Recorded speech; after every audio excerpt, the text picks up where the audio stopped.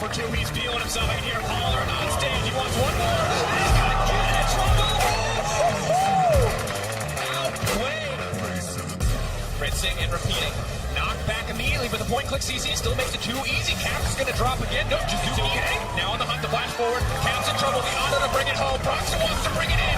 Oh, he's born down. Clean play from the side of Vitality.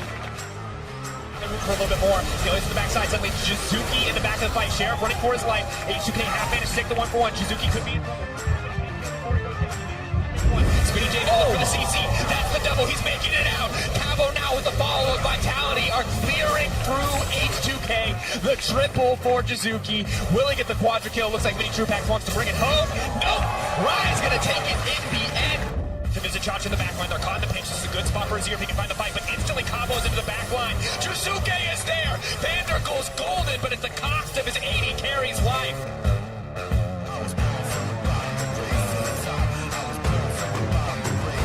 Axel's on the top side as well, trying to help Hansawa scale up the Centrix. So close, he might be dead. Jizuki's looking for the power side. He gets it! That's an outplay from Jizuki.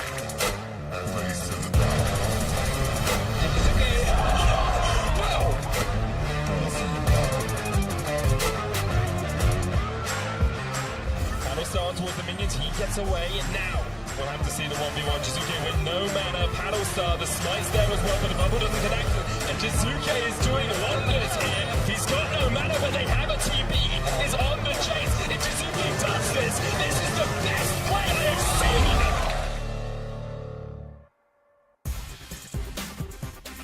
Fantastic plays coming in from our rookie, the Split. Welcome back to the continuing coverage of the EU LCS semifinals, where Vitality have just brought the series to 1-2. Now, we wanted to take a moment to dial in on the Split's breakout player from Team Vitality, the rookie of the Split, the Italian stallion, Jizuke himself. Now, this is a guy who, when Vitality needed someone to play through mid-round, he stepped up. He was the center of the team. He was the crux. And in the race for rookie of the Split, he was the clear standout contestant. 111 votes for Jizuke. Sheriff and Norskaren, each with fantastic performances of their own on their respective teams, but not even able to come close. 52 and 42 points, respectively. Of course, it didn't just stop in the regular season, however. He was the primary factor for them finishing 4th overall, but their quarterfinal kept it rolling. The Talia, his new standout pick, no longer the rise that he made his name on, having an incredible impact across this series. Kept it going throughout just about the entire thing to bring it home for the team, even in a rough full 5 games. Now, coming into today, however, it was a slower start to the day. It was a little bit rougher. We saw a little bit of weakness in Vitality as Jizuke fell to some ganks. He started to fall behind a little bit in terms of individual performances. But he brought it back in Game 3, and that's what matters. That's exactly what Vitality need. You can see how effective he can be when he gets support from the team, when he finds the options. This, of course, the Game 1 moment where he may have faltered, but as the games kept going, as he kept finding these opportunities, he was able to shut down the key members of Fnatic. Amazing called him the best Talia he'd ever seen, and we need to see if this guy can keep the performance up as we move further in the series, because they have the momentum now on the side of Vitality, and if they want to take down Fnatic, if they want to knock them down to that 3rd place match, they need to keep it going in the mid lane. We're now going to see if Jizuke and his team can keep up the momentum as we send it to Quick Shot for Game 4. Thank you very much, Dracos. We'll see whether or not the rookie of the Split can continue to step up. His team fight impact has been extremely noticeable. And him, along with the entirety of Vitality, have to keep bringing the punches to Fnatic. And now we get into what I consider the most exciting part of a best of 5. Okay. It's Game 4, it's 2-1 for one team, and we get to see if people are panicking. Are they changing stuff just to do it because they feel like, oh, we lost the last game? You have to change something to win. Something needs to go different. But if we look at the last game, the first 20 minutes, outside of Vitality successfully killing Whippo up in the top lane. Yes. The rest of Fnatic were doing well. Yes. They were even in gold. They killed Gilius at 20 minutes over the one setting up Baron. So they could legit copy the exact same pick and ban face and still feel okay with it. So, Deficio, is it fair to say Fnatic were matching Vitality's early game, going blow for blow with them? They were matching the early game. The game was lost around the first Baron that Fnatic tried to go for, where Vitality and especially Jizuke managed to kite them and outplay them. I want to see if there are changes happening. You know, maybe you don't go Trundle this time around and that's the one you swap out. But for Fnatic, and also knowing Youngbuck when he was on G2 Esports, never like to make drastic changes after a loss in the best of 5. Typically took their time to figure out, okay, is it in fact the pick and ban phase that's wrong? Yeah. Or is it just our in-game execution? The one change for Fnatic this time around is Camille getting banned instead of the Sion. Let's see if it's Jhin from Vitality. I still think you should ban Swain here, but it might just be the Jhin again. Well, the Swain has suffered its first loss in 15 games here on the EU LCS stage by Vitality's hand. It is the Jhin. You have to assume if Swain is not locked here, it will be secured by Vitality, and now we see the pivots. I want to see Vitality get Sion. I called it the best pick for Cabochard top as a tank because it allows him to roam to mid and further snowball Jizuke, but they could also swap it to the mid lane if they need. It is available in this draft. It's the change from Fnatic because it was banned last time around. Vitality have lost that Camille that they used to play around Cabochard with. Tamkench, of course, has been the go-to pick for Jaxro whenever it is available, and if they don't want top lane here, we might just get Gilly as jungle pick. Seeing as there's so many AD carry bans, it feels like none of the remaining AD carries needs to be early picked. Oof. Tension is building. Gilly's played the Olaf in the previous game, is locked in. It is the jungler that you mentioned could have come in. Gilly's had a good performance on that pick, found options. So, Fnatic's reply. Braum Ezreal, the last 2 games, when they saw this. Braum again makes perfect sense against the Tamkench. That's a fine pick for Fnatic if they want to grab it. The Ezreal pick, some people after the last loss calls for a different champion, but it wasn't due to the picks that Fnatic lost. It was the execution around that Baron that cost them the game, and it's going to be the Braum once again. And we might actually see Ezreal banned against Reckless if they want to continue the trend of banning him out. Jizuke got that Talia we saw in the hype video that was created to commemorate his Rookie of the Split award, just how well he used it. We saw replays from last week's quarterfinal. It's important to note that Jizuke's Weaver's walls have not unlocked the side lanes quite as effectively as Vitality would like, but no doubt he's dancing on the edge of those team fights flawlessly. We'll need to do it again. Yeah, and as we mentioned going into this pick and ban phase, Youngbuck and also Dylan Falco now, not changing too many things. Yes. It's still the Trundle jungle, it's still the Swain and Braum on their side. Oh, Silverband is still 80 carry focused, yeah. I mean, at this point, you might as well commit fully to it. We asked for 580 carry bans from Vitality. We're probably going to get it here. Do they want to get rid of the Ezreal on their side? I mean, Trubek can play Varus if it is left open. And then we just saw him perform on a more scaling carry from before. We've seen it banned in both previous games by Fnatic. It continues that trend. 3 games in a row now banned. Yet another 80 carry. Okay, so what is left yet? Bwipo and Caps could rotate that Swain. Sion is still up and available if they want to go that route. What other champions are up? Many true packs. 580 carries. Vitality gonna ban Jinx. This is ridiculous. So Ezreal still left open in this draft here. Korkmore also open. Twitch, I'm just gonna mention another 80 carries now. Twitch and Kalista still available. Kalista could actually be played, but she's mainly used if you see Zyra Khan on the other side, and obviously that's not going to be the case here. So Shen ban, what does that mean to you, and what is that telling me? Oh, I think they were respecting Vitality, maybe drafting to actually win the bot lane very hard, and then the Shen pick is what we have seen from Cabochard a few times to really facilitate that bottom side, now with more 80 carry bans, but you can hear the crowd in Berlin. See, that would be great. This is going back many, many years. He might just pick Ezreal again, guys. Ah. I know. It's important to note that the fans here in Berlin, heavily Fnatic focused. It sounded like a library in Game 3 when Vitality shut them all up.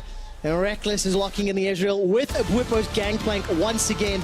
No traditional tanks. Cabochard can still grab something where Vitality can snowball top against the GP. He's not the greatest at answering, especially after like stopwatch was moved all the way to 10 minutes instead of 6. Like, it's a lot easier to try and shut down GP in the early game than it was on previous patches when we saw GP top in Europe every game. So Dinar, while it's not this pure snowballing top lane pick, it's still a champion you can play towards if you are Vitality. A lot easier than going to the bottom side where it's more of a defensive setup on both teams. So we might get the exact same kind of picture where Vitality want to snowball top, Fnatic want to try and stop the snowball from happening, while bot lane becomes the farm lane. It's officio. This feels like potentially skirmishes in different areas once Gilius and Broxah decide to set up those ganks, set up those plays. We're so close to having the same comps as well. It's just GP top and Gnar top.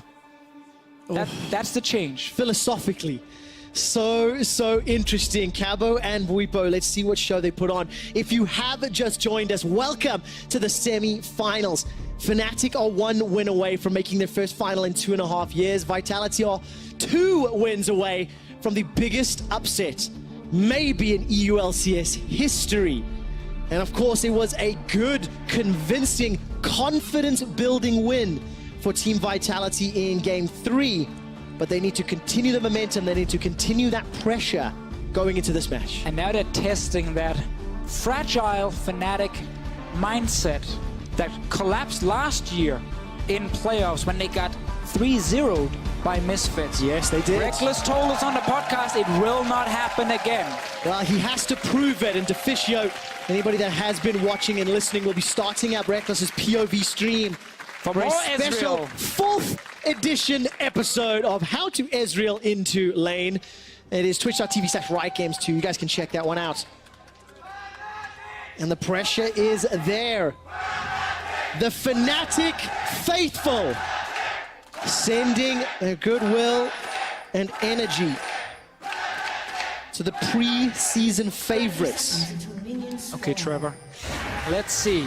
Last few games, Fnatic have been able to stop the early snowball from Vitality every single time. They won the early game, game 1. They went even game 2 and game 3. Yep. We've actually never gotten to the point in this series where Vitality, after a successful early game, have to start playing around Baron. It's always been them responding to Fnatic, trying to set it up, and then it's gone back and forth. Last game, it went in favor of Vitality. Let's see this game here if they can utilize Jizuke's Talia and Gilius Olaf to get someone like Caboshot even further ahead. And can they prevent giving some of these little bit over-aggressive kills over to Fnatic, where it's actually Vitality overextending? I mean, talking about Vitality overextending, the first tower dive they tried to set up on Bwipo in the previous game failed heavily. Not executed well between Jizuke, Gilius, and Caboshot. We'll explore that a little bit later as Hilly and Reckless coming in to just interrupt and really frustrate Gilius. Try get into his head. Not really going to make a big difference, though. It's not costing huge amounts to the Vitality squad, but no CS picked up either way. One of the big things they're doing also is they're forcing Gilius to smite early on against the blue buff here. Instead of just getting the leash and you can save the smite for next camp, because they're staying around, there's a chance they steal it. Right. Gilius needs to use smite there. So it does, again, slow him down a little bit. And in this situation here, Reckless and Hillsang also gets to go bot lane fairly early. Yeah, manages to get a couple of those Mystic shots down, so some early pots in this Kleptomancy Ezreal build. Bwipo played Gangplank this series already, and he was hyper-aggressive in lane. He was actually flashing forward into Cabo's Camille. So I'm expecting to see what he can do. Very good tag on that Q from Hilly. This is level 1 engage. Ignite's used already, and that's a defensive flash ×2. Gigantic win for Fnatic. One of those things in the bottom lane where you're not fully aware of when the enemy team, can jump towards you. And it happens actually quite often on stage, which is still surprising because that level 2 tends to be pretty obvious. When you get it, when you can all in, and because I even know it. Because Jacktroll had to start Q due to those level 1 fights we had. There was no Devour, and then he couldn't actually save Mini Trueback, and they both had to flash away. That's a big early start for Fnatic's bottom lane. Jizuke, it's just warding, not ganking yet. Especially for the captain, the face of Fnatic. Hell, potentially to some, the face of the EULCS. Reckless getting the advantage with the help of Hylissang. Now Caps will get a little bit of pressure relief from Broxah. Jizuke just uses that cleanse because of all the CC that can come down. He ran earlier in the matchup, no cleanse. It ended up hurting him quite heavily. That was into a Zoe, of course. This time around, it is into the Swain. Dash forward from Hilly. Gets just a little minion blocked. That little wiggle was a touch awkward, and what could have come there. Well, meanwhile, mid here, as we said, Broxah putting some focus towards it. Was very successful doing this in game 1. He's back. Oh, look at that. The Trundle Pillar into the Swain passive. Jizuke gets chunked down from that vision of the Empire. Caps is going to be forced to wait. Gilius in the right area at the right time to help his mid laner out. Yeah, but 2 ganks now from Broxah towards Jizuke, trying to just slow him down. No flash from Ember bot lane. Bum, bum, bum, bum, bum, bum, bum. Who's going fishing? Devour from Jacktroll spits out Hylissang. He's down to 50 HP. Flashes away. The Ignite is ticking it down. Gilius will be able to pick up the kill with a flash Reckless swing. Vitality first blood. It was a bait all along. No flashes bot lane. Fnatic thought they could just set up an easy play. Broxah moving down, but after that trade is won with the Tam Kench Devour, suddenly it's Gilius showing up. He gets the first one. He's starting that Ocean Drake. Broxah is still around, can go check what's happening. TP is well coming. Oh man, Fnatic will not go quietly after losing first blood. The Vision's not going to tag Jack Troll, but he buys some time for the Devourer as it's Reckless that gets the kill credit. Dragon was interrupted and Caps used his teleport for that. So at least they've interrupted that map objective. But that TP would just have been used back to lane anyway for Caps, so it's just a little bit of a detour where he actually grabs an assist for himself down in the bottom lane. So still worth it, despite using a TP for the one kill. But this is a trade before. Whoa, whoa, whoa, down in the top lane, bottom of your corner. Weepo forced a flash, he survives. Sorry, Deficio, because that's the end of the replay. I mean, there's not a lot else to say. Gilius showed up and flashed and killed him. Thank you, Deficio, for that top tier analysis. This is the teleport, that was the detour you talked about. Yep, I mean, he's going to walk towards mid anyway, so he doesn't even have to go towards the enemy turret. He's on his way back to the lane where he's actually supposed to be. Everything in the end evens out in terms of the kills, but small early win for Vitality, and especially towards the bottom lane where they lost the early flashes. That was going to be a tough situation to be in, but then they get that kill. So important. It also, again, goes to the leader for Vitality. Caps is trading into Jizuke here, does not have access to his Demonic Ascension, so cannot continue the fight, down 10 CS. And just very briefly to touch on what we saw in the corner of our screen there, Bwipo got jumped on by Cabochard, forced to flash early, picked up his cull on the first back and is teleported back to lane. So Bwipo feeling the pain of that null matchup. Yeah, and that's again the thing with the GP, is it is fairly easy for Vitality to try and punish it. Also have to mention that GP now, after all these Klepto nerfs, is going Grasp for the lane phase, a lot more on his side, and less gold generation, so he doesn't as quickly reach 2 and 3 items where he really becomes a big carry. Obviously already in one item he can start trading fairly effectively, but he's still so squishy. Cabochard is going in again. He is indeed, gets the Mega Gnar into the wall. A real follow-up immediately after that. I think he interrupted that Powder Cake too, so Bwipo, again, just being jumped on, just being pressured over and over and over. And if you have just joined us, of course, Sora has injured his hand, so Bwipo will be the starting top laner for the remainder of EU LCS playoffs. Caps and Broxah looking Gilius on his way. Here comes Gilius, Ragnarok thrown down. Caps and Demonic Ascension surviving, flashes away to safety, bursts down. Gilius for the kill, and the Pigeons save his life. Oh, that's a kill for the Swain now. Caps in that mid lane, he looked very, very close, and Gilius did everything he could to try and turn the gank around, but the fact that Caps gets that kill is huge for Fnatic. Once again, trying to stay even in this early game. Do not want to fall behind against this Taliyah that can just roam everywhere. They're ganking Jizuke for like the 4th time in this game. It's all back to game 1. Just try and shut down the mid lane of Vitality. And Gilius comes in, deals a ton of damage, gets one hit on Broxah instead of getting that hit on Caps to actually finish him. Unreal. And then he dies. Caps was so close to going down, but that one hit onto Broxah suddenly meant that was not another kill for Vitality. And I've seen this minigame all weekend long. Can I buy a vowel? Hashtag ban Swain. Will it become a reality again? This time you said it correctly, and we'll I won't get baited. I won't get baited. And of course, when we started the day, one of the narratives we had, one of the stories we had coming into this game, one of the ways we felt Vitality could have won this game and the series was to play around Jizuke, to try and camp Caps. And we've seen Gilius and Broxah spending a fair amount of time over the last few minutes in that lane. Funny enough, Jizuke's flash is still there. He's not actually been forced to, play in this lane a lot without a flash and have to constantly be afraid of a pillar being placed behind him, because he's been able to kind of dance away from the trunk line. That's kind of the thing. It's a little bit difficult for Broxah to get in range fast enough to really be a huge threat so far. Gilius, level 7. Jizuke's ulti is ready. We're looking towards top side. And not there. He's on his way. They're waiting. Boom, boom, boom. Okay, the last time this dive was attempted, Jizuke threw down the Weaver's wall, and it unfortunately blocked Cabochard and Gilius. So we won't see it happening this time. Timing was not quite there.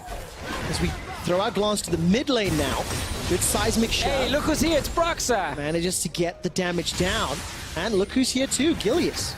Deficio, really quickly, I want to look at Jizuke's stats once this action dissipates, because Hillesang's there as well. And that was his performance until in the previous game. 3, 1, and 4. Great damage per minute and nearly 40% of his team's damage percentage. And the crazy thing, at 20 minutes, he was 0-1-1 in this game. Had not been able to really snowball on this Taliyah pick, but the team fights suddenly where he showed his value, which also explains the very high damage and damage percent on his side. Now, Jizuke, this game, Fnatic are trying to keep him down. They're trying to make sure he never leaves this lane. Cap's TP will soon be ready. If we follow tradition, Cap will use the TP back to lane and not actually save it to match a potential roam. Maybe this game will be different. We'll see. Well, it's 10 minutes in, and we've got another even early game. Junglers are about to go toe-to-toe in the river bush, but Gilius will see the advantage. Gets a lot of very early damage onto Broxah. As Gilius starts to get chunked down and his defense is stolen from Subjugate, Broxah's going to run away, and Caps is now in trouble.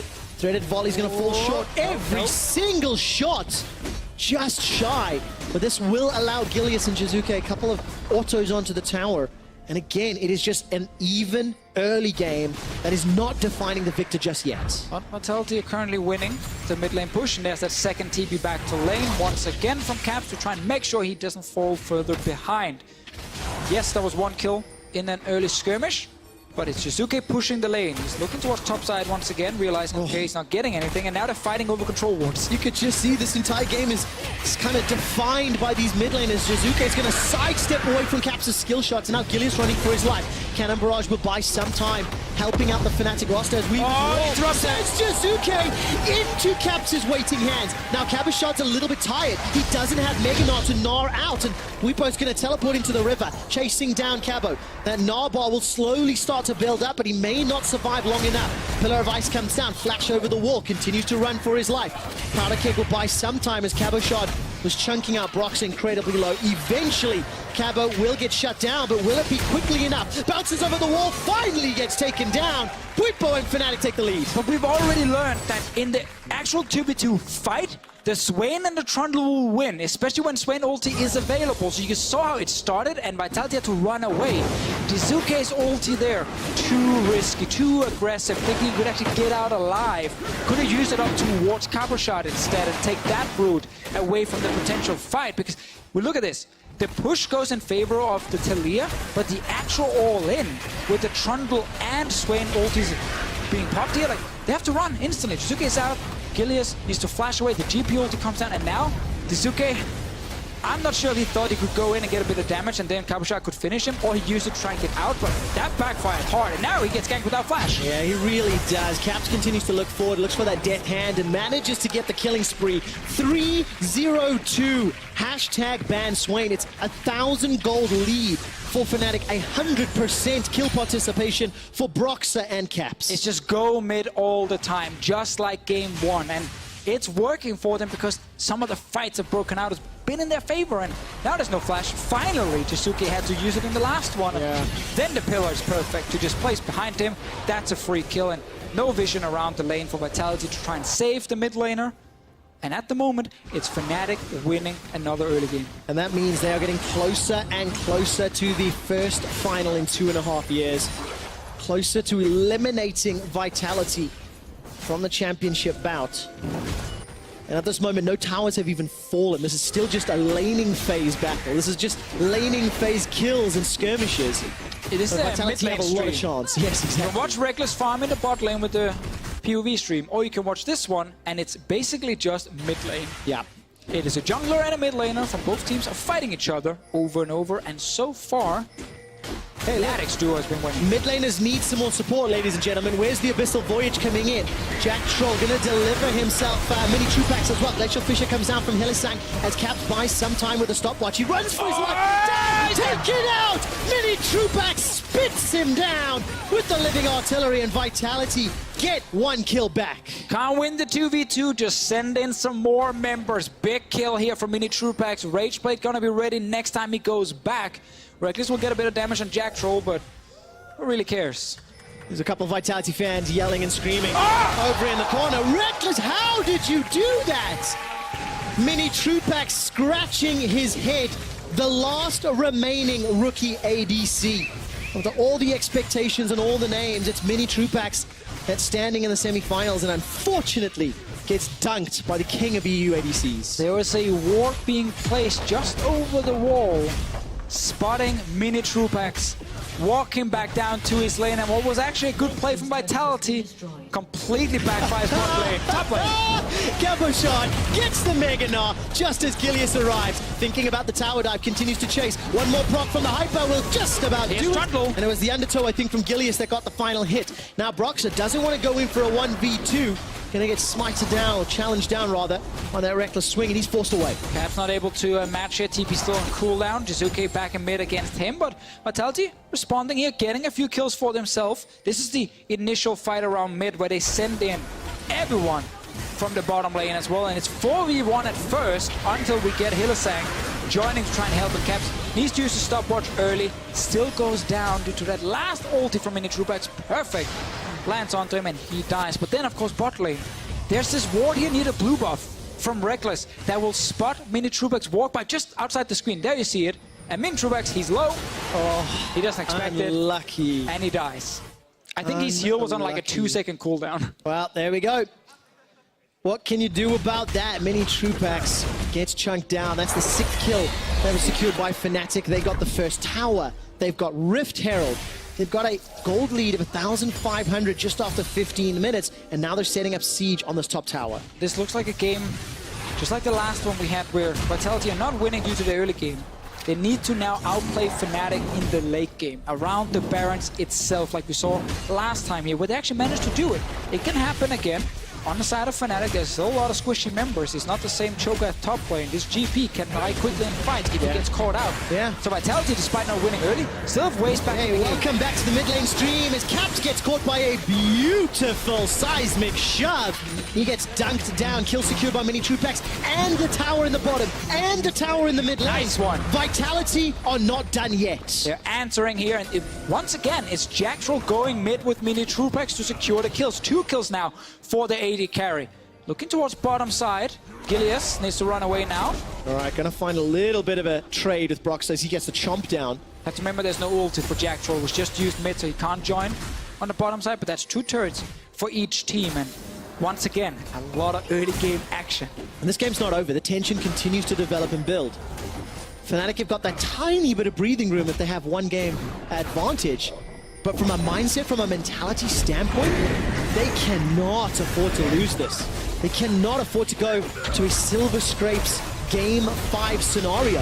Reckless is going to hop over the wall with that Arcane Shift. And then we'll get Shelly at least a little boop onto the Vitality outer tower, but there's no minions, and that was a little bit of a fizzled Rift Herald usage. Well, they got the charge on the turret at least on their side. Looking at cooldowns, ult for Jacktroll not available. Jizuke sitting with his, but funny enough, just like some of the other games, he's not been able to use the ulti to really snowball the side lanes that hard. It's actually been a lot of just fighting around Jizuke. Yeah, to be fair, he hasn't had much chance to leave the lane. Yeah, I mean, it's obviously Fnatic's game plan. It's like, yeah, let's go mid 5 million times. It's been fairly simple in terms of that. In like the sheet they have backstage as the cast, the coaches, it just says like, first pick Swain, camp mid. And then that's what they tell the players. I mean, you're talking about camp mid. We actually have some jungle proximity stats of how much time the junglers have spent around the mid laners. This is the amount of time that the team's jungler has spent within range of the mid laners. And it's pretty heavy in game 4, 37%, 33%. Really, really insane amount of time around the mid, but of course we've seen it. 5, 6 killed already, and we're not done yet. So even in gold at the moment. Item-wise, of course, Ezreal with 2 early kills post Klepto will be ahead at this point in the game compared to what Minitroopax can offer on his side. But if he can get to 2 or 3 items like the last game, he can deal a ton of damage in the fight. Yeah. There's no easy tank for him to hit every time. Nope. Trundle going to go in, put down a pillar, and then walk out in most of them. But it also means for Fnatic, because they play GP, there's a little bit more comes down to execution in fights. Because GP is not easy to play in these late game team fights. It's very hard to connect the barrels when there's so many members who can just hit it and kill it before it actually happens. And we got to see if they can do it in this game here. Yeah, and of course, Bwipo, fourth game in the semi-final. He only had 2 regular season games behind him. Now in this high-intensity situation, 2 games in a row, he's been a focus of a lot of attention from Vitality. Once again, Vitality love to send 2 members to the same lane. They're doing it bot lane here. Jizuke is around Capuchat's lane, trying to see if they can maybe catch out anyone, but there's an opportunity behind mid. Weaver's Wall, you can see the animation slowly coming up. Gets interrupted, and Fnatic have an escape route. It ends up costing Hylissang his flash. Is there a counterplay now from Caps? He's coming from the north. Not going to find an opportunity in just yet. Turret is low. All 5 members of Fnatic nearing this turret. They can put GPU behind it if they want to and force them away to secure the turret. Cabashot's got Mega Knight and teleport available to him. Seismic Shell catches onto Broxah. There's the cannon barrage. Tower's not even going to be focused as Fnatic are diving. They've killed Benny Trupax. The passive not going to do anything more. Now Jizuki's in trouble. He gets caught and swallowed and devoured by Jack Troll. Sent running for his life, and Fnatic, they continue the siege. They killed this turret before Cabashot could show up. That's big for Fnatic. Also getting that kill. I think Devour must have been on cooldown for Jack Troll. Cabashot gets a bit of damage, but he needs a lot of time before he kills this turret here. So big play. Grouping 5-man mid, GPO behind the turret, and they get more kills. 4 at the moment for the Swain. He wants more. Let's see if Cabo can make it out. Flash is available to him as well as that hop. He doesn't want more. He wants a lot of tools to escape into Fischio. Confident, proactive play from Fnatic. As we get to 20 minutes, as we get to a 2,000 gold lead, it all started with the mid lane. Yeah, so Jack Troll had to use early Devour to save Gilius, and now it's not ready. Caps straight onto the enemy. The carry lands the CC, pulls him back, and Mini Trupax cannot stay alive. And suddenly it's Fnatic getting a turret, getting a kill. And I think the flash was available in the fight for Mini Trupax, but probably didn't get to see the actual ability fly out from the Swain. It's just such a dirty combination. Braum, Trundle plus Swain. Get any of that tag CC down. Use the Swain passive to pull him even closer and destroy whatever unlucky champion is caught in your grasp. And Fnatic have done it flawlessly. They've got themselves a very healthy lead. Not done yet. Jack Troll actually used his flash there to get away as Mini Trupax was shoving in the top lane, and Fnatic are now sitting themselves some vision, some control in the river. Baron was pivotal in the previous game. Vitality punished the Fnatic Baron call, which is what allowed Vitality to get into the game, get back into the series. And they have to do the same in this one here. We talked about this in Champs League, how the Gnar is not the same kind of split push as a Camille, who can just really easily take over the side lane. It's a lot slower for Cabashot, but of course he's going to be much better in actual team fights if he gets there. He's still able to win it. He's still able to constantly apply pressure, and he will get down this turret here. So more gold for Vitality. Yeah. Still slightly behind after that play that happened mid. And Caps is moving towards the mid lane to see if he can catch the rest of Vitality. Well, TP as well. Are responding very, very well. Teleport from Weepo. Cannon Barrage has already been used. The Mini Trupax holding on to that flash for a few seconds longer. Powder Kegs come out. That will force the flash from Mini Trupax. A parlay to Gilius as Jack Troll will be the sacrificial catfish. He'll get taken down by the Death's Hand.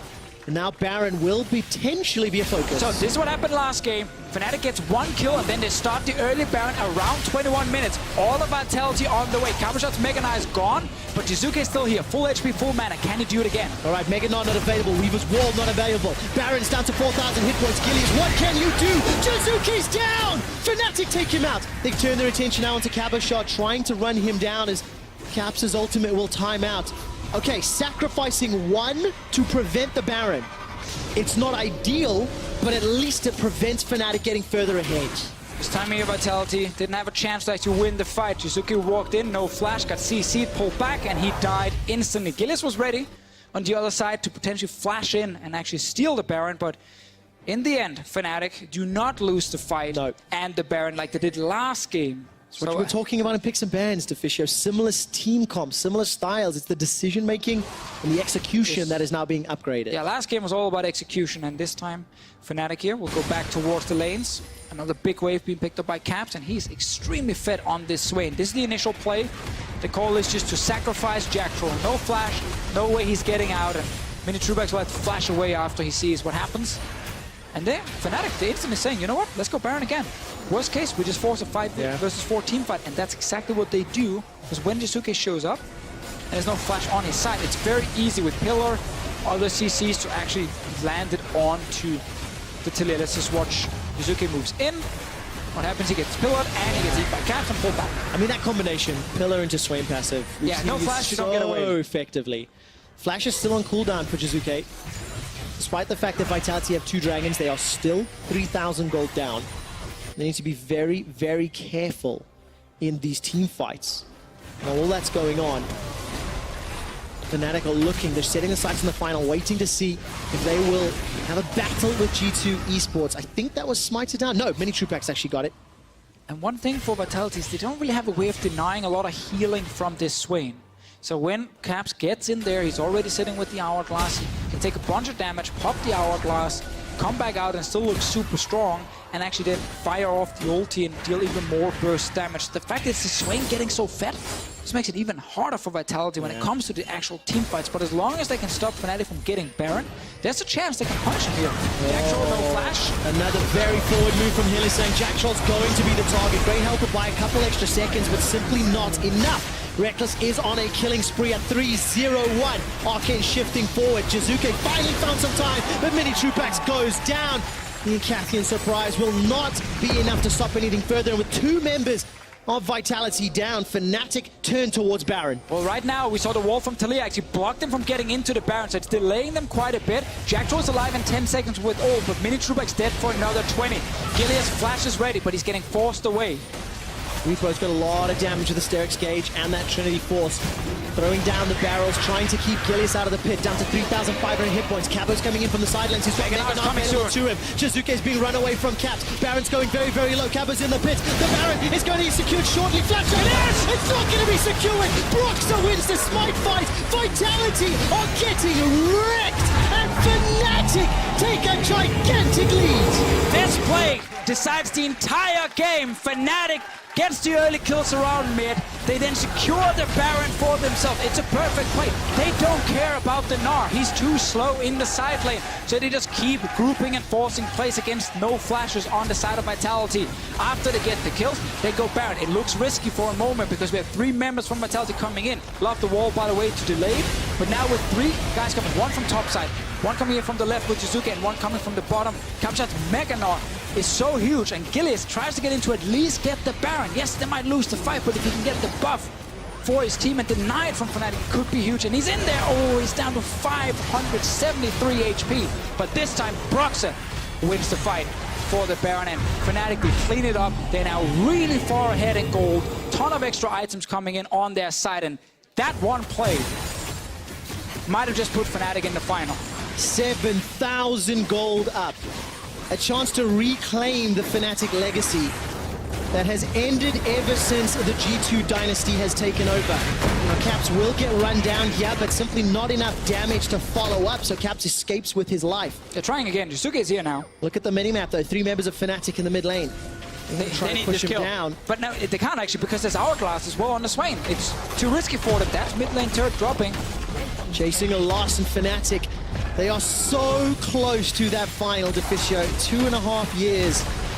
5 splits later. And finally on the verge of doing it. And for Vitality, they need a miracle. They need a magnificent fight. A Mega Gnar for the ages to turn this around. And it's going to be exponentially more difficult. Oh, Fnatic looking to secure that top lane out of turret. Getting a 10,000 goal lead in just a few seconds if they actually take it down. Vitality hoping they can get a fight to get back in this game here, but right now the Mega Gnar is gone. Means Fnatic are feeling super safe. Yeah. We're not even 30 minutes into the game, Deficio. There's been 18 kills, there's been 9 towers, so much action. Pretty standard in Vitality games, but look at Mini Trupax. The combination of Trundle plus Swain chunks him down, despite having flash available, does not want a follow-up fight. Weepo is bringing the minion wave from the mid lane while Fnatic break open the base in the top lane. Time is running out for Vitality as Fnatic are crashing into the base. A second inhibitor falls. And the coffin, the lid, the nails are being hammered with each passing objective. No way for Fnatic here to actually get engaged on. Due to no Mega Gnar being available, you can't just run at them as an Olaf. It's too easy for Fnatic to play against. So now they get double in here. They secured that Baron they lost last game, which effectively lost them the entire game, which got us to this game 4. And as we talked about in Champ Select, with the coaches on this team, and with the fact they have a lot of experience, they're saying we don't need to change a whole lot. You know, I saw people complain about the Israel, and then suddenly it was like, the Trundle was useless in the last game, but it was not the champions, it was the execution. In this game here, Fnatic, they did it better. And that would have been the expectation. The Fnatic roster came into the split with the fewest number of changes of any of the teams. The expectations were higher than maybe they've ever been because of the split, because of the changes, because of the players leaving. Because every other top team made a ton of changes. There we go, exactly. and Fnatic are showing up. The team comp so similar to the previous game, but as you mentioned, Officio, the right decisions in the right time. It was still close around that Baron before here. Definitely 50-50 Baron. Gilius made it into the pit. But what will happen? There's the Mega 9. Will find one, but simply not enough. There's a Devour now into Cabochon. He's going to swing. Caps blows up Vitality, and that might just be it. The inhibitor turret will fall immediately after as the inhibitor is focused down. Super minions are pouring onto the Nexus turrets. It's taken 2.5 years. It's taken 5 splits. The Fnatic legacy of always making finals is finally coming true. And for the first time in 2 years, Fnatic advanced to the finals.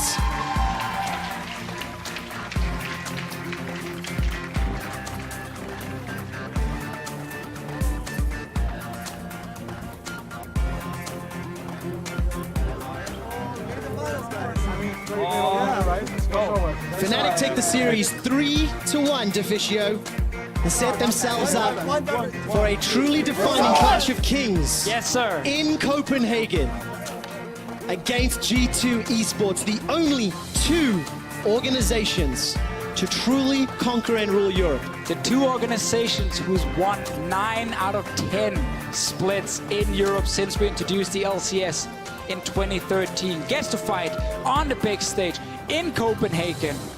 And if you want to watch that live, you need to go get tickets now, otherwise they're going to get sold out in like a day. Unbelievable. And for Vitality, a difficult series. They showed up at times, but unfortunately were just outclassed by Fnatic. That's true, but I love how Vitality are constantly trying to get back in the game by fighting. It's never just sitting back and waiting. They're contesting every Baron they can. They're trying to make the big outplays for themselves, but it was an interesting series because what a lot of people expected to happen with Vitality winning the early game. Yes. Shutting down Caps in the laning phase. That didn't happen. It was a lot more Fnatic matching that, going toe-to-toe early, even winning some of them. Yeah, of course, you see the guys on your screen right now. We get to play in Denmark. Exceptionally happy. Broxah Caps get to play in Denmark, and crucially, just off to the side of the screen, a couple glimpses there of Youngbuck, former coach of G2 Esports, now facing off against G2 Esports in the final. And of course, he is now denied the rookie of the split, Jizuke. But it's tough for Vitality because I think especially here in the last game, they felt like they had a lot of ways to still win. Yes. It wasn't until they end up getting caught in the mid lane and then the Baron goes down despite a 50-50 smite. It goes to Fnatic. They win the fight right after it, and that's when it really felt like, okay, now it was over. But until that happened, it still felt like Vitality could try and get back in this game, could outplay Fnatic still. So yes, it's a tough loss because they've done so much to get to this point. It was a competitive series. It was, and then they get to play against Fnatic here in this semi-final, yes, and you're so close to the actual final. Yes. As a bunch of rookies on this team, sadly, you couldn't make it. I think with the exception of game 1, games 2, 3, and 4, yeah, one traded was one-sided. blow for blow. Early game was matched. I mean, game 2 in particular was just ridiculous. I think we had 12 kills by 10 minutes. It was really, really exciting, but not the cleanest League of Legends that we've come to expect. When there's this much fighting, it's impossible to play clean games because you just constantly have things being forced. And of course, the title shot. Reckless, we heard multiple times throughout the day, talking about what it would mean. You know, he has won third places many times. And so it's that very bittersweet victory. Now he's back in finals. Now he gets to really put up or shut up because he's going up against the king of Europe Perks, 4-time consecutive winner, and his new look G2. In terms of the organizations, it's the biggest possible final we can get in Europe, that is for sure. But the third place game as well, we always have to remember to mention this, like the points going towards Worlds. Yes. They always end up being important, even though people don't remember the ones from spring. The points are necessary, and Rift rivals as well. This guy gets it. This guy gets it. So we'll see how that plays out. For now, though, we need to turn our attention to the winners of today and the finalists who joined G2. Fnatic have earned themselves that spot in the 2008 Spring Finals. We want to know who you think carried the hardest. Good luck to our analysts because they had to narrow it down to 3. And the 3 names that they've picked is Caps, Reckless, and Hylissang. Head over to @LOL Esports Twitter. Vote for your poll, plus tell us who your player of the series is. I don't care whose his was. It's your vote that matters. Cool. Then I don't want to talk about it. Fantastic. Then I won't make you talk about it. We are getting ourselves ready with an interview with Draco shortly, and he's sitting by with Broxah and Bwipo. Thank you very much, gentlemen. We were just debating who the player of the game is, but before we do that any further, Wipo, you came on stage, you replaced Soaz, you won, and now you're going to finals. Talk to me about how you feel right now. I'm pretty ecstatic right now. I never expected that this would happen. The way how it happened was not how I wanted it, because obviously I got replaced because of an injury rather than my better play. So I struggled with the feeling of, do I deserve to be here? Do I deserve to play? And now that we won, and I proved that I do, it's just an amazing feeling, really. Yeah, well, it looked good for you on stage. Now to you, Brox, I mean, they were able to grab a single game off you. It was looking a little bit rough there, but you guys came back swinging in game 4. Talk to me about the feelings after you guys did lose that game after a pretty clean 2-0 start. Well, I think generally throughout this whole week, I've been a little bit stressed because both splits last year, we generally looked pretty good. But then when it came to the semifinal, something went wrong and we choked. And then this time, obviously, I didn't want the same thing to happen, and I felt some stress during the week. And also after game 4, you know, the thoughts go like, oh shit, is it gonna happen again? Or can we actually end the series? And luckily we did. Worked out in the end, did pull off the win. I'm curious, did having an emergency substitute, even one who did successfully win the series with you, did that put more pressure on you guys coming into the week and coming into this series? I don't know if it necessarily puts more pressure on us. I think I've been thinking throughout the week that I had to step up a bit more in terms of shot calling, since in mid-late game, Soaz has always been a big voice. Bwipo is calling a lot as well, but the thing is that Soaz has always been there in the big games to help everyone do the right thing, and in the big games, his experience has usually helped a lot. And that's a place where I try to step in a bit myself today and try to take some of that role, take some of that responsibility, and yeah, I think Bwipo did really well, so it turned out good anyways. And I'm curious for you, what was your prep like going from there's no way I'm playing in playoffs at all to, oh, look, I'm playing semifinals, and then if we win either finals or third place, depending on the result. How did you feel about this week? What was your preparation like? For me, I think I got really lucky for this week and this patch in general, because the entire patch has, I think, 4 out of 5 other top laners are carry champions. And I feel like when I was considered for stage time was when these champions saw play. So I've always been considered over Soaz in the sense when Camille and Gangplank are meta, and that's exactly what the meta is right now for top. So with Swain coming into the mix, I'm just 100% at home, because even if you look at my solo queue, you know, the top 4 champions I like playing the most and play the most are the best top laners in competitive. So for me, it just worked out perfectly. Not even afraid to reveal it, clear as day, showing up what you show off in solo queue here. It was a good look, it was a good transition. But as we look ahead towards finals, a lot of pressure. Now, this isn't something that was levied against you as much, but Broxa last year when we saw playoffs, when we saw you guys choke, as you were calling it earlier, there was a lot of criticism levied at you individually, even as a member of Fnatic. I'm curious, how do you feel like you've developed since the last time, or as an individual, since the last time Fnatic was playing in playoffs in the EU LCS? I think generally, even last year and at Worlds, when I got a lot of criticism, I think some of it was fair and a lot of it was actually not, because I think obviously, sometimes this is not the case, but often the jungler is like showcasing how strong the team is in terms of early game, in terms of shot calling and all this. And I think, obviously, there were things I could do better, but we also just made so many mistakes, and that also made me look a bit worse as well. Also, because I transitioned to a more supportive role, which is also the case now. But I think generally, I've been playing pretty well this split, especially like last week and today. I think I stepped up, so I'm pretty happy. Got to play Nidalee, a little less of the supportive role, a little more of the carry champions, throw out some spears there. Now, as we look ahead towards your next match against G2, one last question for you, Bwipo. Going up against Wunder, how are you feeling about that top lane matchup? I know you were getting a lot of attention, getting camped in the matches today. Do you feel like you can come in stronger than you did today against that matchup in G2? I think the priority for the champions will be relatively the same. I think the champion pool will be the same in between the 2 players. I think Gangplank will be a very high priority for that match. And I think that's good because I'm very comfortable playing it and playing against it. I'm not 100% sure what their idea is, as they have a very strong mid 2v2. And I think most of top lane revolves around what they want to do if they have the stronger mid 2v2. If they want to play for bot, then you have a 1v1 matchup and you're on the island, like people say. But if they're winning it and they do decide to go for me, I think I'm going to have a little of a rough time. I'm going to try and prepare a few more pocket picks if possible to try and see if I can handle those 1v3 situations better. I'm excited to see it. Congrats again, guys, on your win and your future match this Sunday in Copenhagen. I'm excited to see it. We'll see who comes out on top. But for now, time to send it over to the post-game lobby with Shocks. Thank you very much, Dracos, and welcome everyone to the second semi-final EU LCS post-game lobby. I'm joined here by VIT, but of course also to more of the victorious Fnatic members, Reckless and Caps. Thank you very much for joining me, and also from our side, a huge congratulations.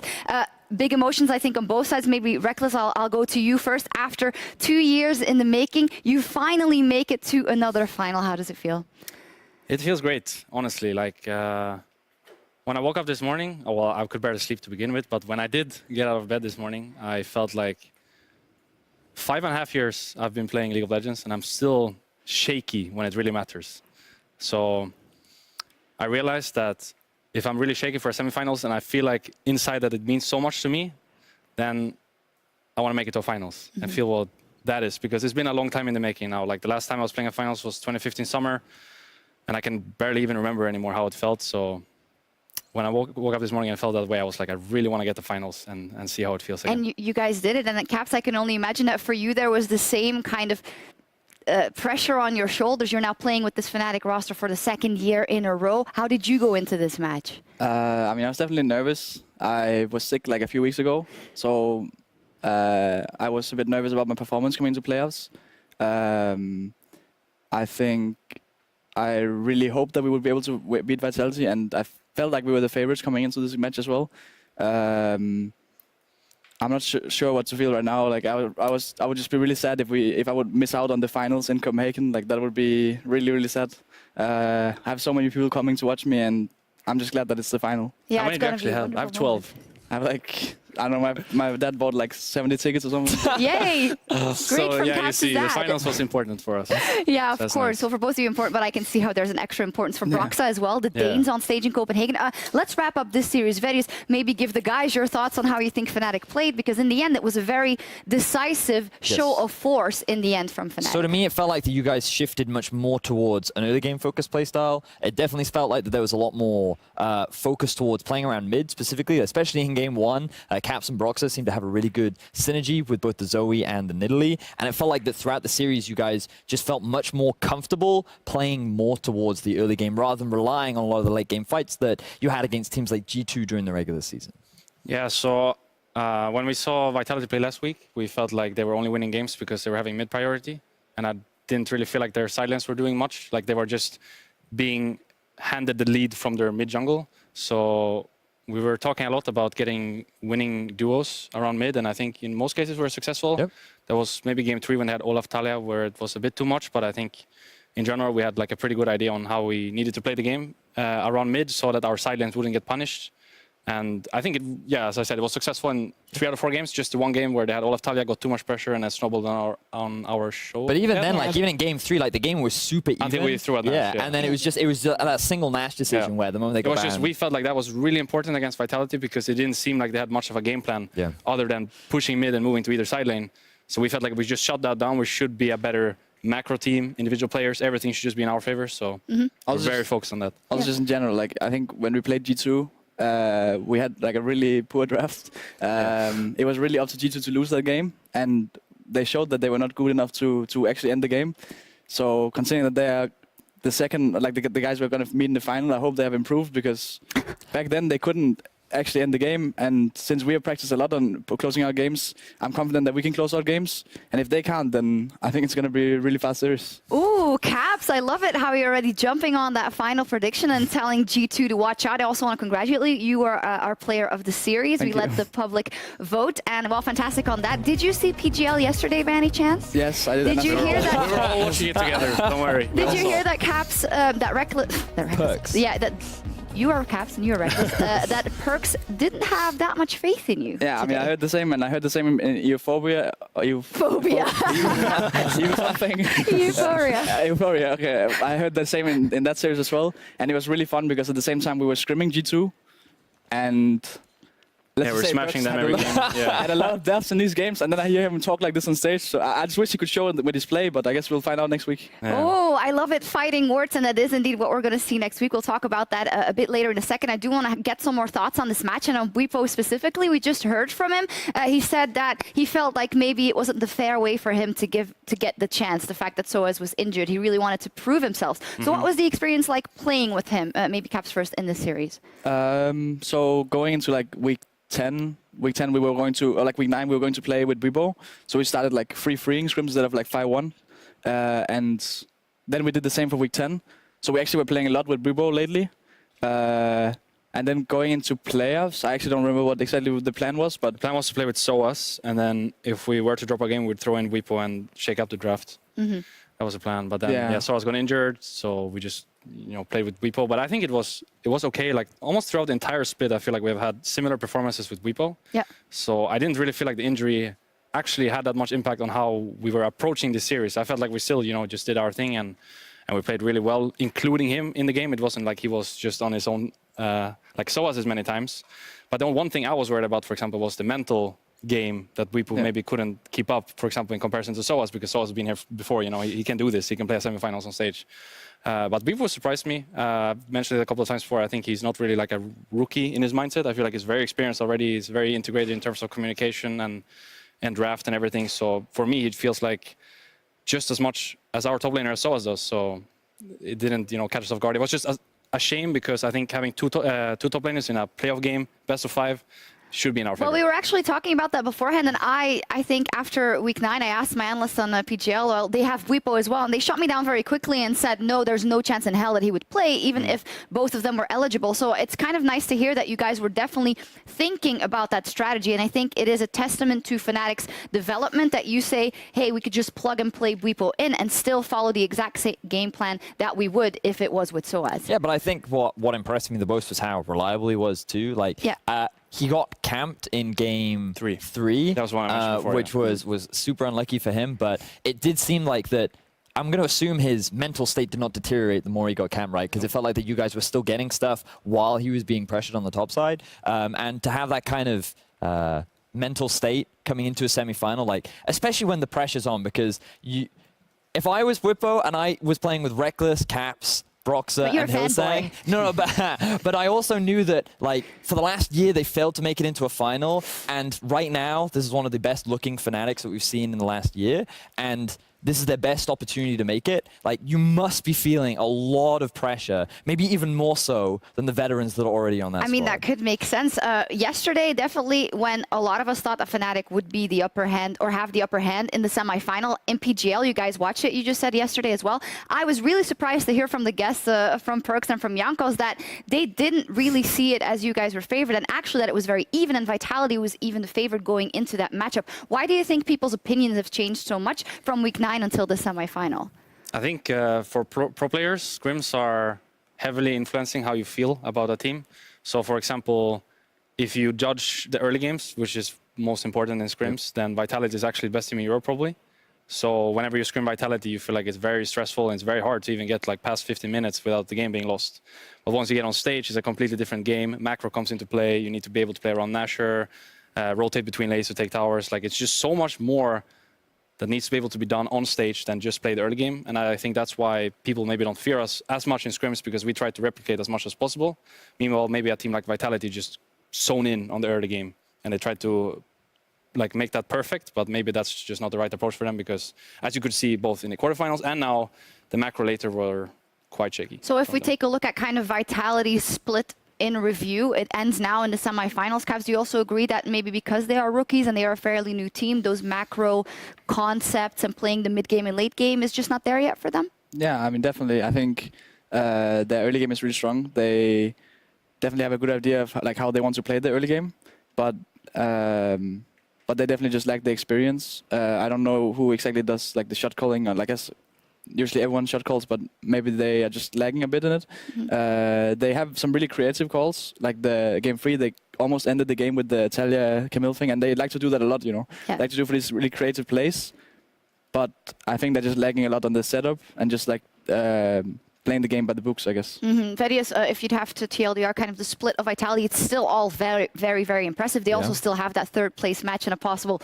Rift Rivals appearance, so it's not over yet, but this is kind of the end of the first chapter for them. I feel like it's also really important to put things like relative to when you think about where Vitality are. They're top 4 in Europe right now. They overtook Misfits, they overtook Schalke, they were easily able to outdo, I say easily, they were able to outdo H2K and Roccat, and like you look at some of the names and veterans that they were going up against, and they've had to overcome a lot in order to reach this spot. And losing to Fnatic is not the worst thing in the world. I'm sure they will personally be disappointed, and I'm sure they will think to themselves that if they had played better, maybe they could have turned the series around. But to finish top 3 and still have an opportunity to finish 3rd, go to Rift Rivals, get a lot of points towards making the Worlds, like this is not a bad debut split for a team full of rookies. I think they can be pretty Everyone has to start somewhere, so fantastic first split for them. We're going to have a slight intermezzo before we come back here because Dracos has some thoughts on today's semifinals and the finals ahead. There's a lot of lessons, Shocks, teams could have learned from those games. A lot of lessons they should have learned, but today I want to focus on one. It's a simple concept, 2 words, 8 letters, ban Swain. The audience agrees, folks. It's time. Take him off the Rift. He's cruel, he's powerful, he's probably a little broken. Now this is a message not just for Vitality, but for Fnatic, G2, Splice, TSM could stand to learn from this one. Ban Swain. Ban Swain. You at home watching, wondering whether or not I'm memeing you, stop. Think about it. Ban Swain. Ban Swain.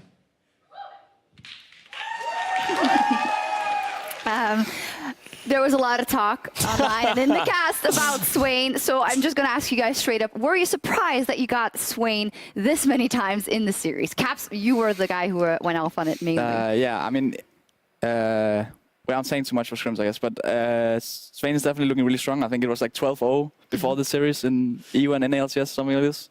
I guess we lost 1 game with it, but even then, I think it was looking really strong. I think it's a really powerful pick, and I mean, I was definitely surprised that they let us get it every time. Yeah, it was. We actually suspect that Yamato wanted to ban it in the final game, but we don't know. We'd have to ask him, but that they didn't do it in the end. I mean, they were pretty tunneled on taking Reckless off of AD carries, and one thing I think that Deficio mentioned regularly was you're more than happy to play tier 2 AD carries, as it were, right? And even though you hate Ezreal, I'm sure you're more than happy to put up. Like, did you feel any pressure having, I think it was 6 AD carry bans in total? Not really, but obviously I prefer to play tier 1 champions because if I'm a tier 1 champion, then I will carry the game. So I understand the strategy, right? Like, it makes sense because we are kind of notorious for playing around me. Sure. But I think we've showed in the LCS as well that we can play around, for example, Caps.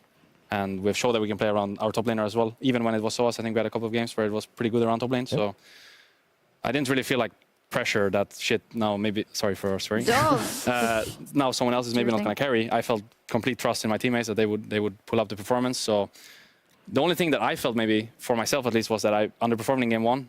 I was really nervous, like almost shaky nervous in game 1. So I was, yeah, a bit unhappy about that performance. But I think in game 2, 3, 4, I played pretty well. Most laning phases went pretty good. And I think the last one, we took their flash level 2 or something. So I think we're doing really well. I was just surprised to get Astro in the last game. Because I always thought that I needed to pick it first 3, otherwise they're going to ban it out. But then they left it open anyways in the last game. Because in the last game I was preparing to play Vayne.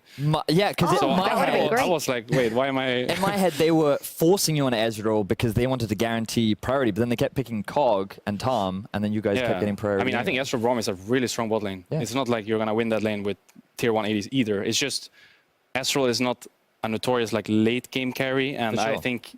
Usually on your first base, you get priority which, with any other AD carry because Ezreal goes tier and the other guy goes pickaxe or long swords, and then that's when you start getting priority. But like level 1 to first base, I think Ezreal beats pretty much every lane actually. So I think more their idea was like we take away their late game so that the game becomes more stable. But then we had like, for example, the GP from Wipo or the Swain from Caps. So Yeah, Hylissang was an absolute madman in some moments as well. There was, I think it was game 1 or 2, whenever his flash was up. Game 2, yeah. He just went in. I thought, whoa. And then when it started going south in game 3 a bit, I thought that might become a bit of a liability. Were you guys ever afraid that you have to actually take your foot off the pedal, that you were going too fast after that game 3, that you had to adjust your strategy, Caps? I mean, my thoughts, at least going into, I mean, we're a bit like different thoughts, like going after the game 3, because obviously you see the Camille and she did a lot the game, so initially you think like, oh, the Camille is a huge problem and she got really far ahead and stuff like this. But I think in the game 3, I have to rewatch it, but at least I think what happened was that we were actually winning the game until the first Baron, which then kind of threw because they got the Baron and they got a few kills as well. And then on top of that, they got the second Baron, which was like a 50-50.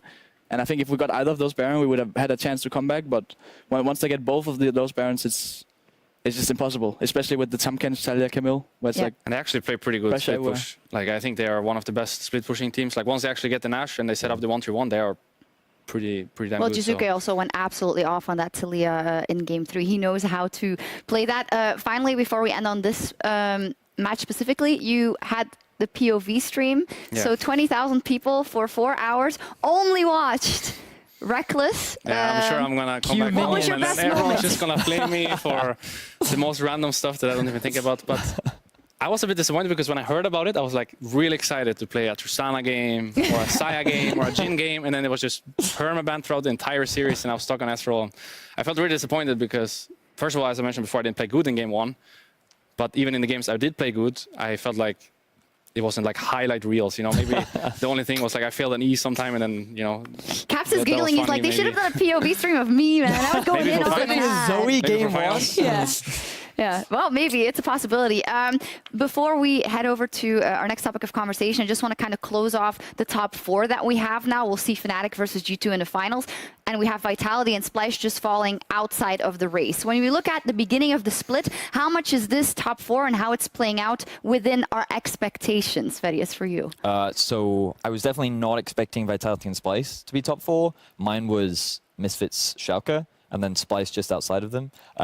So I think the fact that they made a lot of, I guess for Splice, they showed a lot of great growth. And I think that is very credited to the coaching staff and the players that were able to identify a lot of their issues. Unfortunately, they just couldn't quite compete to the top teams of G2 and Fnatic. I think many analysts expected them to finish at the top of the table, but Vitality have just pretty much impressed throughout the entire season. Yeah, anything to add to that? Yeah, something similar. Like, I thought Misfits would be much better than they were. I was really surprised. I'm still surprised. I actually don't know what even happened there. It's just super weird. If they'd won one more game during the regular season, they would have been in playoffs. Yeah, but even then, do you feel like they would have been like a winning team? I'm not even sure. I felt like they were really disappointing throughout the entire split, actually. Other than the games they played us, which is that's crazy. So you're happy that you didn't have to meet them in the semis. I guess. But yeah, Vitality was a surprise. I thought they would be maybe 6th, making playoffs and then dropping in their quarterfinals, but they were actually really good throughout the entire split. Even the games they were losing at like the end of it, I thought they were still like a good team. They were just misjudging the patch, I think. I think they were just completely off with their picks, but for playoffs, they were on point. Both series, I think they played pretty well, and their drafts were pretty good, so... I guess we're just lucky Gillies didn't go sack. And then... Otherwise, it was over. Yeah. Well, we'll talk about the finals in just a bit. However, as we set our sights on Copenhagen, it is time for 1v1me, bro. So do you guys know the concept of 1v1me, bro? So I'm going to introduce the topic. There is a big discussion about who's going to be the MVP of the split. But I want to do a twist. I want Reckless, I want you in 30 seconds to explain to me why Caps should be the MVP of the split. And after that, I want Caps in 30 seconds to explain to us why Reckless should be MVP of the split. Do you think you guys can do that? Sure, but isn't it already decided? Or this is just for, you know, the funds? It is, but this is not going to decide who gets it. That would be crazy. So, Reckless, do you want to start? Yeah, sure. I mean... Okay, wait. I'll bring you in. Why should Caps be the MVP of the split?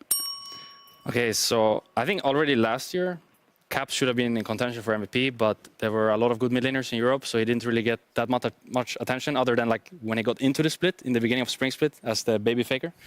But I think this year he's still performing just as good as last year, maybe even better. But there's not as many good mid laners anymore, so he's just running over everyone and carrying a lot of games for us. So I think he definitely deserves to be an MVP candidate.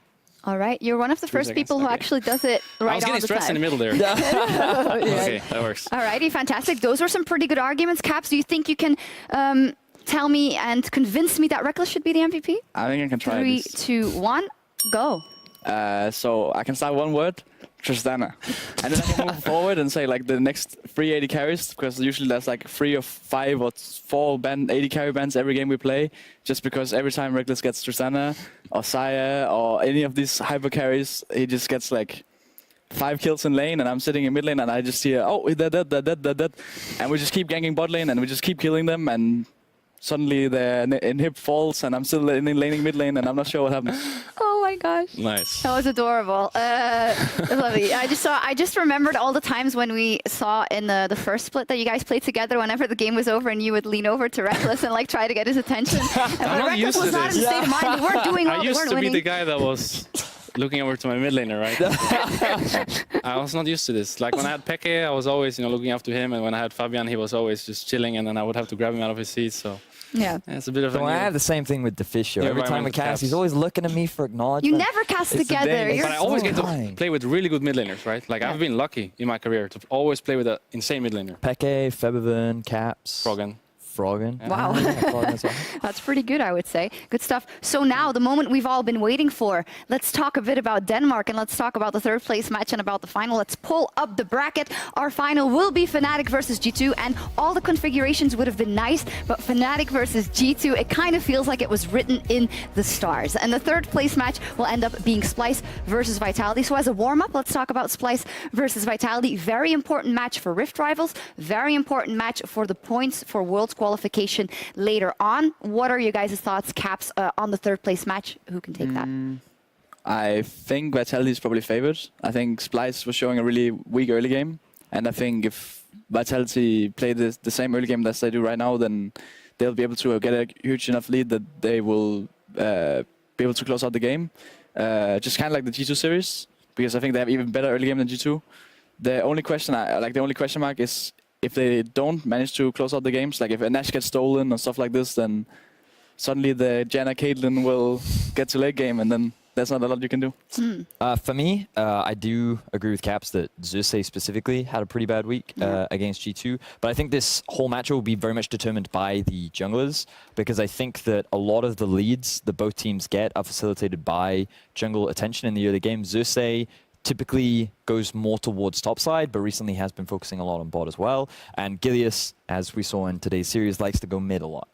So I feel like both junglers will be really important in how well they set up. And I feel like Xerxes needs to figure out what other champions he can have an impact on that isn't Zac, because when that's taken off him, his presence definitely is less felt. So I would argue that Vitality are favored as well.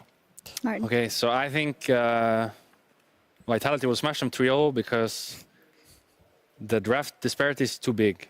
I think Splyce doesn't contest like a single power pick right now on this patch, so like Vitality will just get everything for free, and then Splyce will have a really weird comp, as you saw in the semifinals, pretty much every game, and then I think they have no chance, like really no chance. Alrighty, so I think it's a quick 3-0.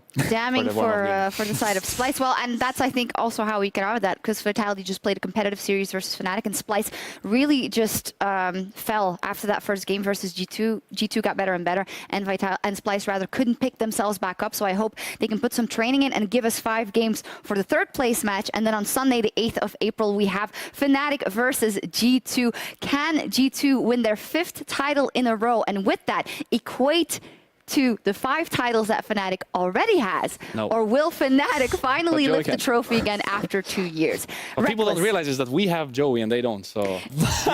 You took him. That was the difference. The best transfer. So how important is Joey actually? How over the split and in these situations like I today? think today was a clear case on how important he is, because usually after we lose a game in a best of 5, at least from experience with this team, we have no way of coming back. But in this case, it looked like we just play... Like the game didn't even exist to begin with, right? We just played game 4 as if... What is it about him? What does he say? I don't know. He just has like a calm presence in the room, and he makes sure we're well prepared by any sort of sheets that they might pull in terms of draft, in terms of mental. He just like brings the team together. I think it's just very easy for us as players to do our job when he's around. Alrighty. And I don't want to like flame previous coaching staff either. I think Joey is a very special person, and yeah, it's hard to like replace him with anyone. So given that we do have 2 Fnatic members, there might be a slight bias towards Fnatic winning the final, so I will do my best to represent G2. G2, alrighty. And I will say that I feel the biggest disparity is in top lane. I do think Bwipo did a fine job today. I think Wonder had a pretty immaculate performance yesterday, and I think he is a pretty terrifying top laner to go up against.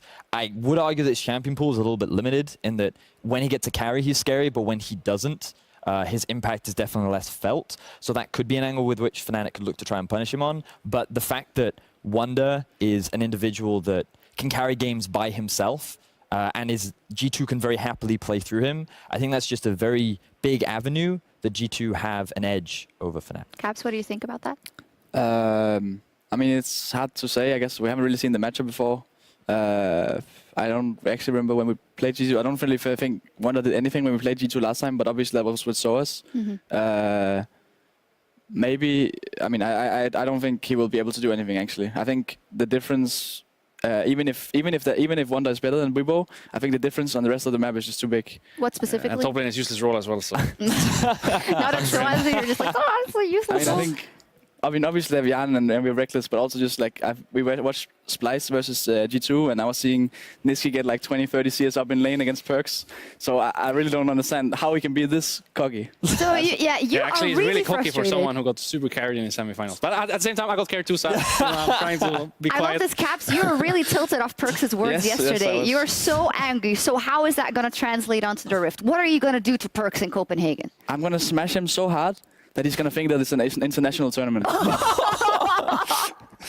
Holy moly! Well, I'm on the right team, I guess. Yeah, so Yeah, please. that final in Copenhagen, today you guys obviously felt nervous going into a final. I feel like you're not going to feel nerves, anger, maybe, resentment, frustration. How do you think it will feel to have a Danish crowd behind you going up against? Would you say that Perks is your biggest rival in the EU LCS? I mean, probably Zach, but I mean, other than Zach, I would definitely. I think I always love playing with a big crowd. I think we won every time we played with a big crowd so far, except for maybe the NG series. But it was one crowd versus no crowd. Like, where was our fans? You know? No one was cheering for us. But like, I love the Chinese crowd, but that series there was nothing. You know, we were killing people, and it was just completely silent. It was even in Turkey when I played the final there, I think we 3-0'd as well. So I'm definitely excited for it, and I hope that I can show this. That this team can show the same performance we have done previously when we have big crowds. Yeah.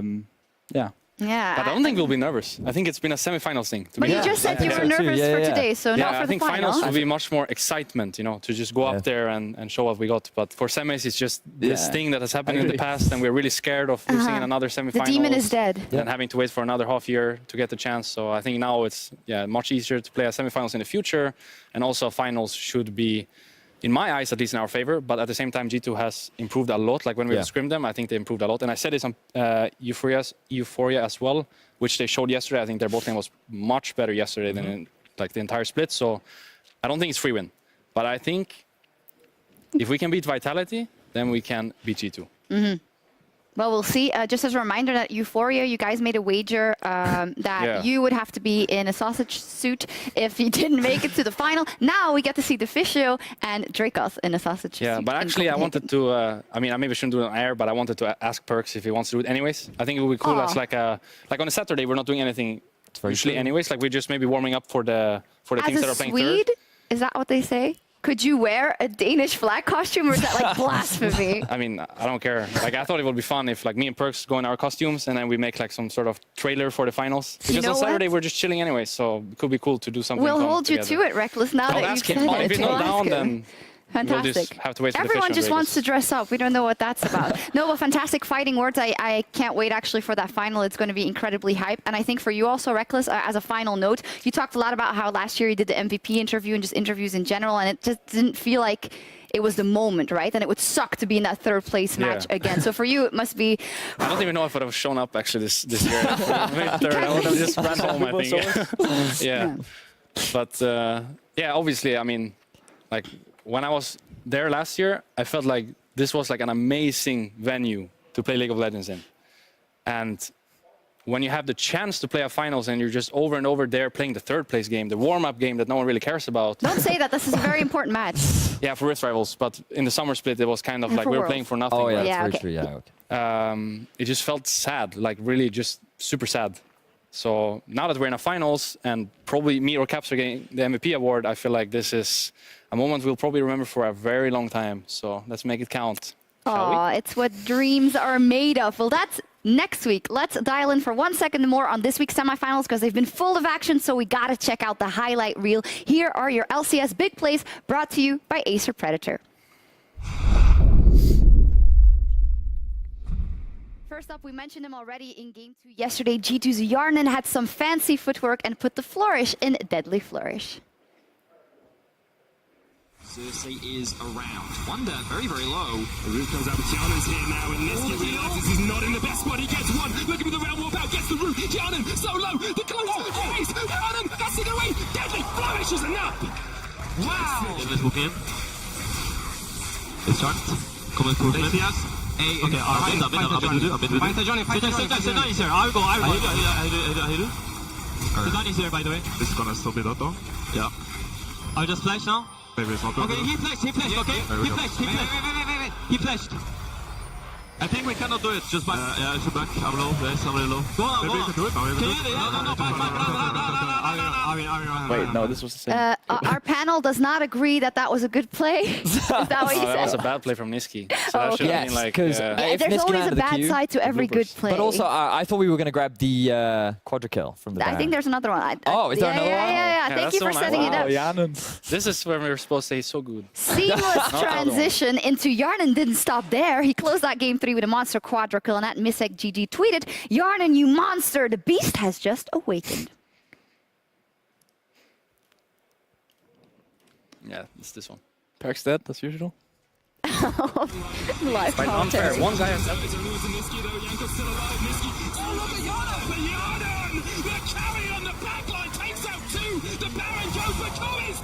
It's a triple! The Jin! 1, 2, 3, 4! Looking for the quadra kill here as well, but can't quite close it out on Odo. They want to get to him. It's a curtain call for Splice, and it's curtains for this game. Jinwood, we have to run into them, no? I hook. Go sponsor. They turn on me, look. Okay. Hide now. I don't. Rice is dead. Jin is smurfing. No. Right. Jin is smurfing. Oh, Jin is really smurfing. I was smurfing by the way. Go ahead. We can kill this guy. Holy shit, this is the classic, like, me getting caught and winning the game again. Can you kill this guy? Yeah. Holy shit, but we are so good, like. Go mid then. Did you hear Perk said this is classic me getting caught and then we win the game. So he's one step ahead of you, Cap. We'll see in finals if that works. We'll see. Oh, there's not holding any punches. I love it. Final big play in today's series. Vitality threw a party in the bottom lane with Fnatic. They were ready for them. At Bobby's Life gave credit where credit was due, writing, "That was insanely brilliant" by Caps. It's my mid laner smirking. Our shot is going all in. He is indeed. Powder kicks dodged away front. Talio, Hextech ultimatum's been used. Broxa pulls Jizuki off the wall. And now Cabo is looking for a little bit more damage and the kill. Caps has arrived. He finishes the teleport. Gets caught by the seismic shot. Caps jumps forward and with the lightning zaps down Cabo. Buifo gets another in reply. And nobody from Fnatic die. It's a double kill death's hand for Caps. I can TP you. I'm gonna ult. Talion's ulted. I stopped Talia. TP, kill. Talia flash. Skarner's here. Talia no flash. Skarner's moving from his sword. Push me. Talia's here, no flash. We're gonna flash out. Flash Talia. I'm on her. She dead. Skarner in river. Kanna's coming from tower. Kill him. Kanna from tower. Kanna here. He won't go. Oh, he's here. Holy shit. Nice. Here. Good shield.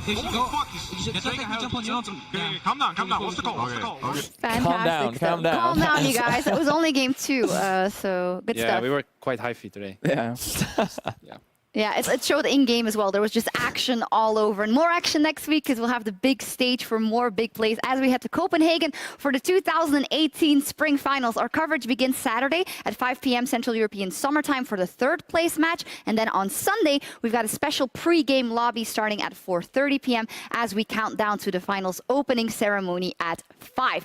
That is next week. But for tonight, over in the North American LCS, their first semifinal is about to get underway with Echo Fox versus Team Liquid, kicking off after the NALCS countdown. Quick prediction, Team Liquid or Echo Fox? Pretty sure it'll be a 3-1 to Liquid. 3-1 Liquid? 3-0 Echo Fox. Huni's gonna smash him 3. The Huni No love. chance. Capsy 3-3?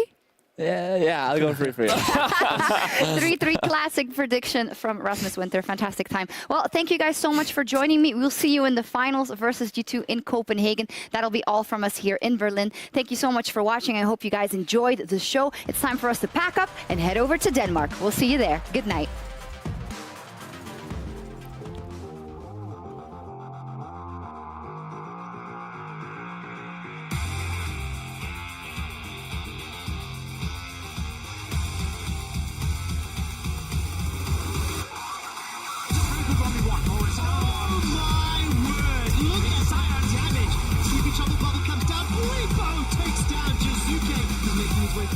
Looking for the sneaker trouble bubble. Gonna find it, seismic shot. Battle star to the face, and Broxer flashes for the kill. What do you need us to do, Juke? I need vision. I'm blind. He's already taken down many true bets and he's on a rampage. Now Pupo zoning away through with the help of Captain Reckless, and Broxer clean up the back end. So far it's a 1 for 2. That's a 1 for 3. The rookie class of 2018. Fnatic strike first in the semi-final. Hextech ultimatum's been used. Broxer pulls Jizuki off the wall. And now Cabo is looking for a little bit more damage and the kill. Caps has arrived. He finishes the teleport. Gets caught by the seismic shot. Caps jumps forward and with the lightning zaps down Cabo. There wasn't enough damage. Fnatic turned this around. Destroy the rookies. I don't think we can do it. Let's go. And Fnatic are 1 win away from finals. Tequila's gonna let the flash over the cliff. He's in. Who's gonna win this fight fight? The Teds are not there yet. Pupo's gonna go down. Gilius gets the kill. The Baron is going. Gilius wins the Baron spike fight as well as the ensuing fight. Holy shit. We have a series on our hands as Vitality strike back.